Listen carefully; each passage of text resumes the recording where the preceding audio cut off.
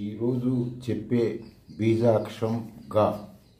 గా బీజాక్షరంతో ఏ పేరు కలిగిన వాళ్ళైనా, ఇది లేని వాళ్ళైనా చేసుకోవచ్చు. గా పక్కన సున్నా పెడితే ఘం. దీన్ని పరమాత్మ జ్ఞానం విపరీతంగా స్వానుభవంలోకి వచ్చే బీజం.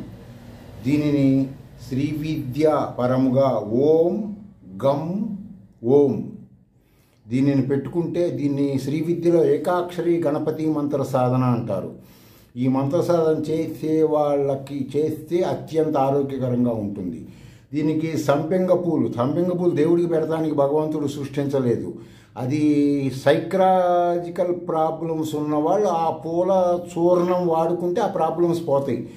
ఆ విధంగా సంపెంగ పూల చూర్ణము, కనకాంబరాల చూర్ణము రెండు కలిపితే యాంటీబయాటిక్ లాగా పనిచేసి మీలో సైకలాజికల్ ప్రాబ్లమ్స్ పోయి మంత్ర సాధనకు గొప్పతనం తెలుస్తుంది. అందుకని అందరూ కూడా ఆ విధంగా ఆలోచించండి.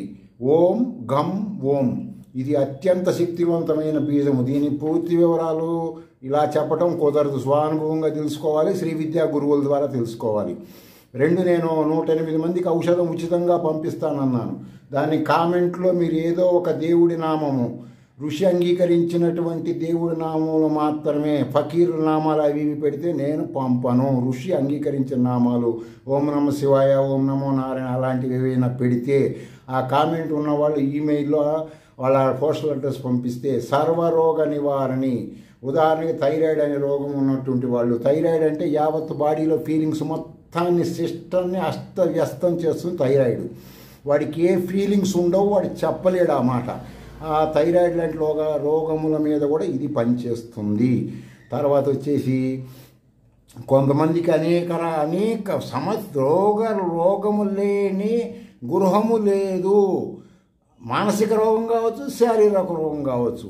ఈ ఔషధం ఆల్ ఆర్గానిక్స్ని టెంపరేచర్లో పెడుతుంది. టెంపరేచర్లో ఉన్నప్పుడు బయట నుంచి రోగాలు రావు.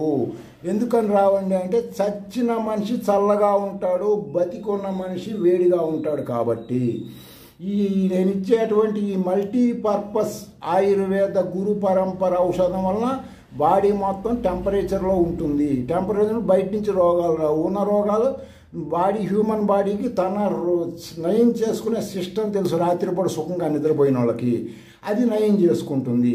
రోగాల నుంచి విముక్తి కలుగుతారు. శ్రీ విద్య గురించి నేను మాత్రం క్లుప్తంగానే చెప్తున్నాను, పెద్దగా చెప్పడం కుదరదు. మీరు స్వానుభవంగా తెలుసుకోవాలి, టెక్నాలజీ వాడుకోండి. ఇప్పుడు నెక్స్ట్ చేసే వీడియోలో యావత్ భారతీయ వివాహ వ్యవస్థలో రహస్యమైన ఋషులు చెప్పిన గూఢార్థాలన్నీ తెలియచేస్తారు.